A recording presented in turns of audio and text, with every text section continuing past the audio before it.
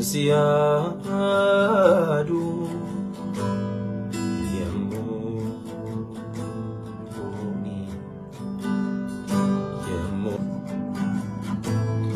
Buddisen nagargado ani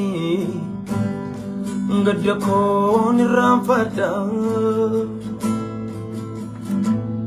Buddisen nagargado ani gadako niramfada Isati anafgo telale simfarsa Ajako chukale Isati anafgo teyade o kadade bumi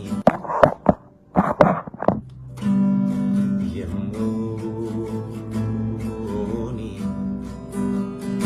yemunsiadu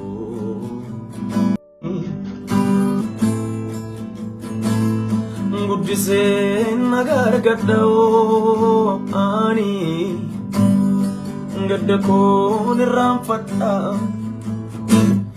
Isati anafgo telale simfarsa dimako chukale Isati anafgo teyade simfarsa Dimako kadade Hallelujah Andihu bawaza mamotale way Saw sila wara mamotale way Selani mimwaget alle besamai Alle besamai Andihu bawaza mamotale way Saw sila wara mamotale way Selani mimwaget alle besamai Alle besamai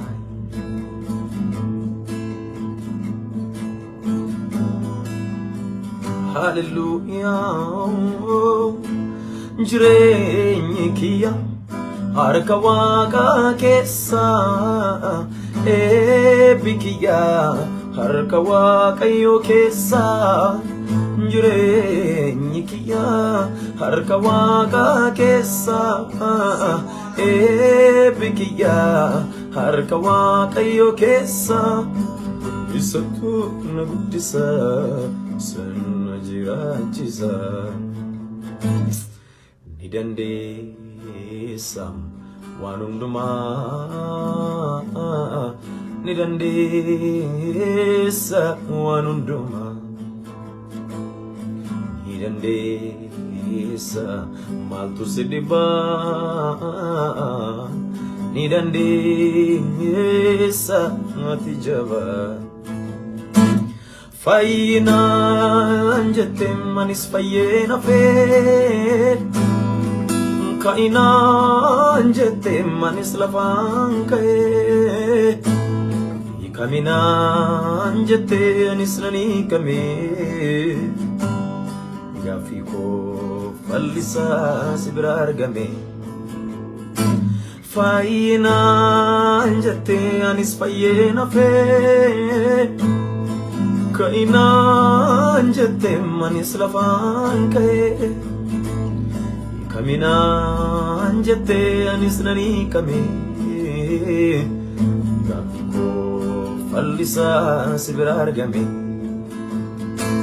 Hallelujah Oh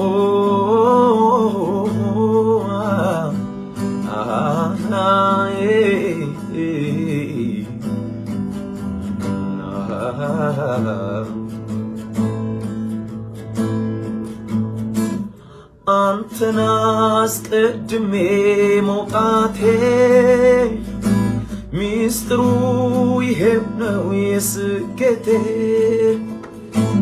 Antenas kedme mokate Mistru ihebno yesgete እንዴት አልፈው ነበር ብቻዬን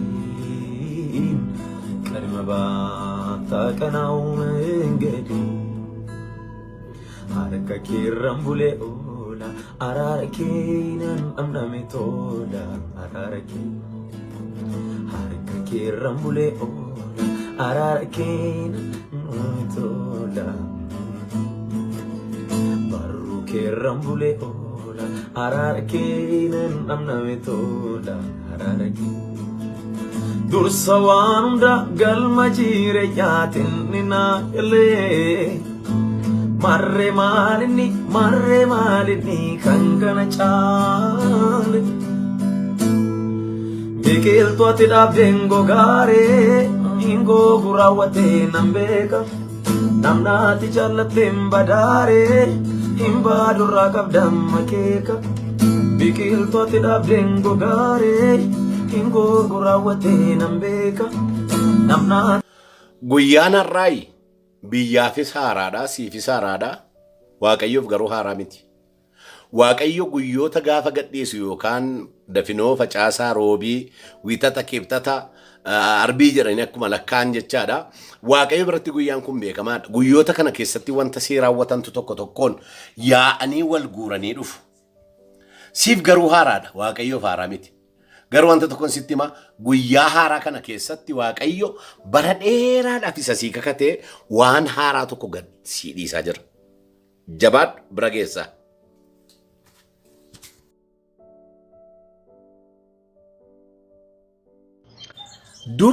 Durii yeroon isaallee xinnoo fagaateera.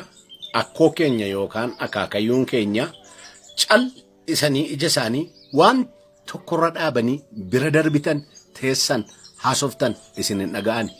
Akkoo akaakayyu maal taatanii jettanii gaasin gaafattanii yaadumatu na fudhatee badeedhu. Yaadi nama fudhatee bada. Macaafa qulqulluu keessaa Saamu'eel isa duraa boqonnaa 27 lakkoofsa 1 maal jedha beektu? Daawitii guyyaa tokko harka Saa'olitti du'uun koo waan hin hafneef yoon ka'ee duraa gara biyya Misiritti baqadhe malee ooluu hin danda'u jedheedha. Garaatu yaadee tarkaanfii nammoo miilla isaa fudhatee hin badeedha sagalee waaqayyo fuuldura biyya sana gadhiise sokke. Beekta wanta ati yaaddu tokko yaada ta'e nafu sanyii ta'e dhalata waan ta'eef. Sanyiin lafa keessa gaafa buusanii mul'atu biyyootu irra galagalee bokkaanis itti roobaa lafa wal qixxaataa ta'a guyyaa tokko garuu hin biqila. Gooftaan keenya ija sinaaficaa jedhe akkasiif galatti immoo ija baargamoon jedhaan. Baargamoon xinnoo tokko lafa keessa biqila. Achii gaafa guddatu garuu filxii 400, filxii 500, filxii 1000 ta'uu faan danda'a. Maazanii baay'ee ta'uu danda'a. Yommuu ijaan ilaaltu ija keettiin argamu ijisaa. Yaadi ijattiin akkuma lafa keessa lixxee guddaa taatu yaada kee keessa inni jiru jireenya kee liqimsee si haguuguu danda'a. Kanaaf